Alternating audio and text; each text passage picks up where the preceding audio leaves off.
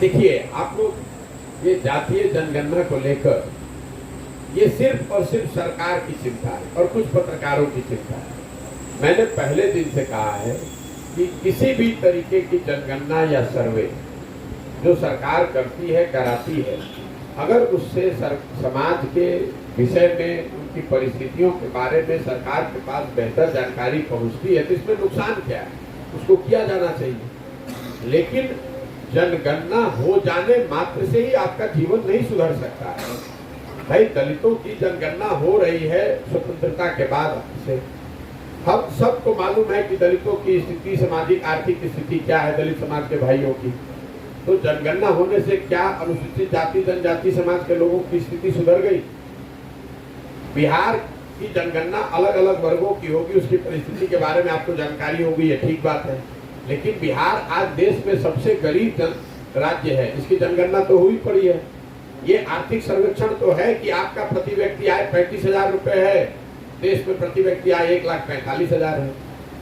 ये आर्थिक सर्वेक्षण तो आपके पास है, तो आप क्यों नहीं सुधार रहे हैं?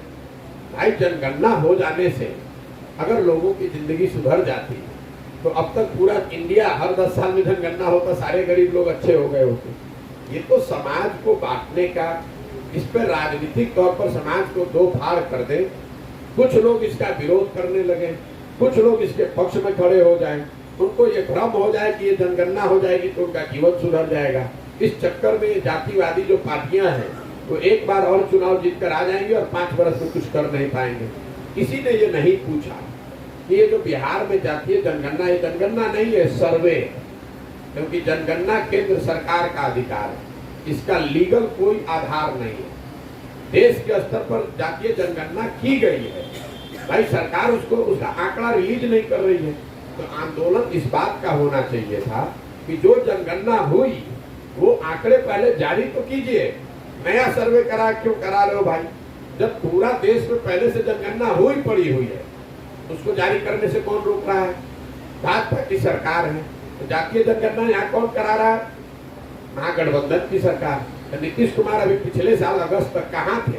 वही मोदी जी के साथ बैठ के उनका गुणगान कर रहे थे। तो उस समय जातीय जनगणना का डाटा आंकड़ा काहे नहीं रिलीज कराया? ये इतनी समझ समाज को नहीं है, और नहीं है तभी तो ये दुर्दशा है। आपको हमको कोई इस तरह का भ्रम, इमोशनल बात फैलाकर और अपना वोट लेकर अपना उल्लू साध रहे हैं। अरे भाई 2011 में जातीय जनगणना हुआ पड़ा है पूरे देश में, उस आंकड़े को रिलीज किया जाना चाहिए। उसमें कुछ कमी बेसी है तो उस पर चर्चा होनी चाहिए।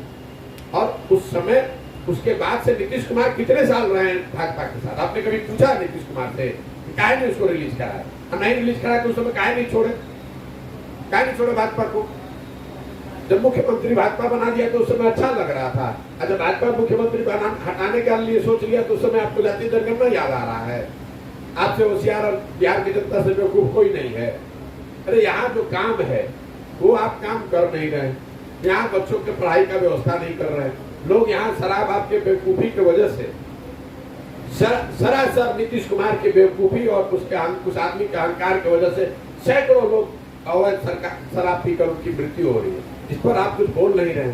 जातीय जनगणना में उलझ गए।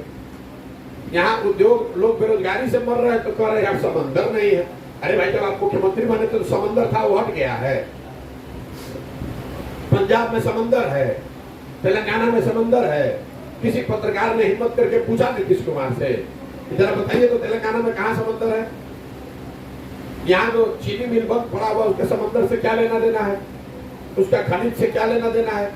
कोई बेवकूफी की बात कोई बता देता है, वही लोग चलाए जा रहे हैं। गन्ना चीनी मिलों के बंद होने का और खनिज से क्या लेना देना? कहता है झारखंड चला गया इसलिए खनिज नहीं है। सारण चंपारण के एरिया में 33 चीनी मिल थे। वो तब यहाँ पर कौन सा खनिज से वो चल रहा था? कि यहाँ के गन्ने से वो चल रहा था, उसको काहे बंद करा दिया? तो जनता को बेवकूफ बना रहे हैं और सब लोग बन रहा है। बिहार में क्या है कि आप शर्ट के ऊपर गंजी पहन लीजिए तो आपको लोग जमीनी नेता मान लेंगे। बिहार में जमीनी नेता वही है जिसको भाषा का ज्ञान नहीं है, जिसको विषय का ज्ञान नहीं है, जो पढ़ा लिखा नहीं है, जो बेवकूफ है, जो बेवकूफ हो या ना बेवकूफ की तरह दिखता या बिहेव करता हो, और जनता और पत्रकार मानते हैं कि यही चलेगा बिहार में। कोई पढ़ा लिखा समझदार आदमी अगर खड़ा हो जाए तो आप लोग सारे लोग मिलकर ये कहेंगे कि तो बिहार में चलने ना करिए। यही आप लोगों ने दुर्दशा बना रखी है, आपका दोष नहीं दे रहे, यही आपने हमने अपने समाज की दुर्दशा बना रखी है। बिहार में जितना आदमी है सब अनपढ़ आदमी है। हम लोग बिहार के नहीं हैं, हम बिहार के सरकारी स्कूल से नहीं पढ़े हैं, हम अंग्रेजी नहीं बोल रहे हैं, हम फ्रेंच नहीं बोल रहे हैं, भोजपुरी हमसे बढ़िया बोलेगा वो लोग। नीतीश कुमार तेजस्वी यादव हमसे बढ़िया भोजपुरी बोलेगा, लेकिन उसको ना भोजपुरी बोलने आता है ना उसको अंग्रेजी बोलने आता है। कभी जीवन में कुछ ना पढ़ा ना कुछ समझा, क्या बोलेगा? वो खाली बकवास करेगा खड़ा होकर, किसी विषय का ज्ञान है नहीं। दूसरे पर खाली ये कभी जाति के नाम पर, कभी धर्म के नाम पर, कभी भाजपा हरा। आप पूछ रहे रोजगार नहीं है तो कहता है भाजपा को रोको। आप पूछ रहे भैया शराब माफिया बालू माफिया क्यों है तो कह रहा है जातीय जनगणना कराओ। अरे कराओ भाई जातीय जनगणना, पर ये ना बताओ कि शराब माफिया और बालू माफिया से जुड़े हुए लोग पत्रकार बंधु आप लोग बैठे हुए हैं, कौन लोग हैं? आप नहीं जानते कि राज्य कस्तर और बालू माफिया कौन है? एक दल के सारे लोग हैं जो बालू माफिया के यहाँ काम कर रहे हैं, सबको मालूम है। ऐसे ही चल रहा है बालू माफिया, पूरे राज्य को बालू का खनन का केंद्र बना दिया है और कहता है कि हमको क्राइम और क्रिमिनल से हमको लगाव नहीं है। मतलब ये तो ऐसी बात हो गई कि बाघ ये कहे कि हमको मांस से लगाव नहीं है। आरजेडी का लीडर कह रहा है कि हमको क्राइम से मतलब, हम तो क्राइम और क्रिमिनल इससे सिंपैथी नहीं है। भाई तुमसे तुम्हारे पार्टी से ज्यादा क्रिमिनल और क्राइम करने वाले लोग इस देश में किस पार्टी में, बताओ? इस देश में किस पार्टी में आरजेडी से ज्यादा क्राइम और क्राइम से जुड़े हुए लोग जितने आरजेडी में हैं, आप बताइए ना किस पार्टी में इतने लोग हैं? हम तो आपको कैमरे पर कह रहे हैं कि क्या बात करेंगे ये लोग। और आपको कोई सवाल करता है, किसी को हिम्मत है पूछने का? आपके हिसाब से बिहार की समस्या